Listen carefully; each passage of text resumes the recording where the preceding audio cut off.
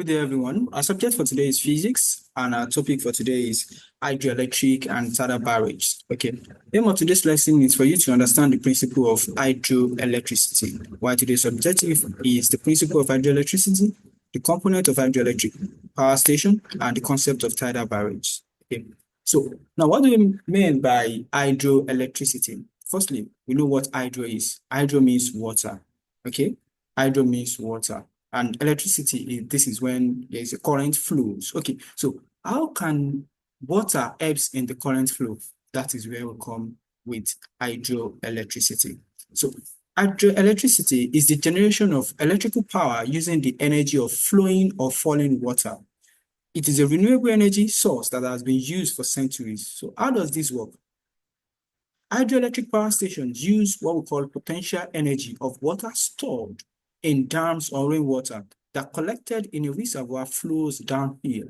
Okay, so the flowing of this water drives turbines that turn electricity generator at the bottom of the hill. So how does it work? Now, this is how hydroelectricity works. You can see here, so there will be what we call a water stored, okay, and this water stored for a long time.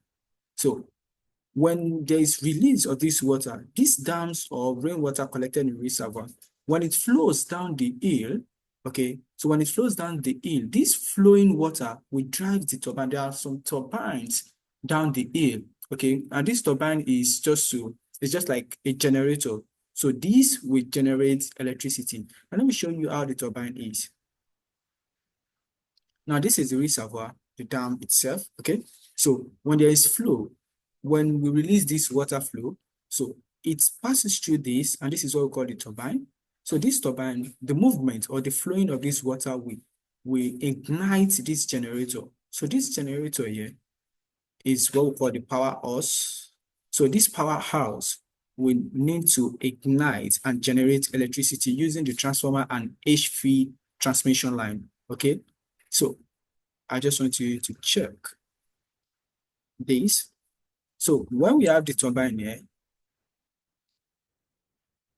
okay, when we have the turbine, and when there is flow of water. So the main thing is we need to let this flow of water go through the turbine itself. So this flow or this heavy flow will allow the turbine to move.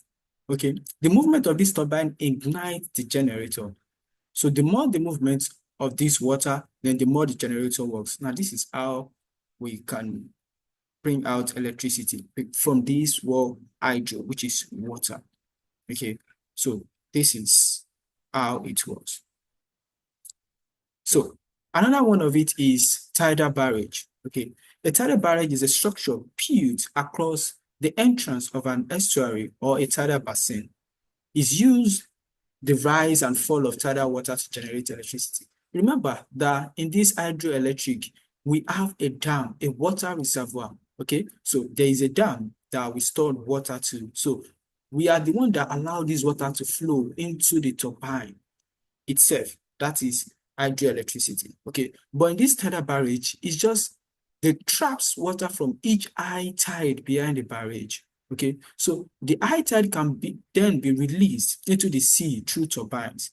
That means here the turbines are in the sea itself. So the turbine drives generator in the barrage. Okay, one of the most promising sites of tidal power station in Britain is the Severn Estuary. This is because the estuary rapidly becomes narrower as you move up river away from the open sea. Okay, so here the furnace or the incoming tide makes it higher. So in some coastal areas where there is water, electricity is generated by this tidal flow passing through undersea turbine. Now, do we have undersea turbine? Yes, we can have it. This is how undersea turbine looks like. So this is how undersea turbine. You can see the difference here is undersea. So the flow of water will allow this turbine to move. And in hydroelectricity, we are the one that give a passage to the water to go through the turbine. But here, these turbines are undersea, okay? So the more the flow of water here, the more the turbine ignites or the generator to give out electricity. So these are all renewable energy because we always have water in the sea. and we always have rain in some certain area. So we can always keep those water. We can reserve them just for this hydroelectricity.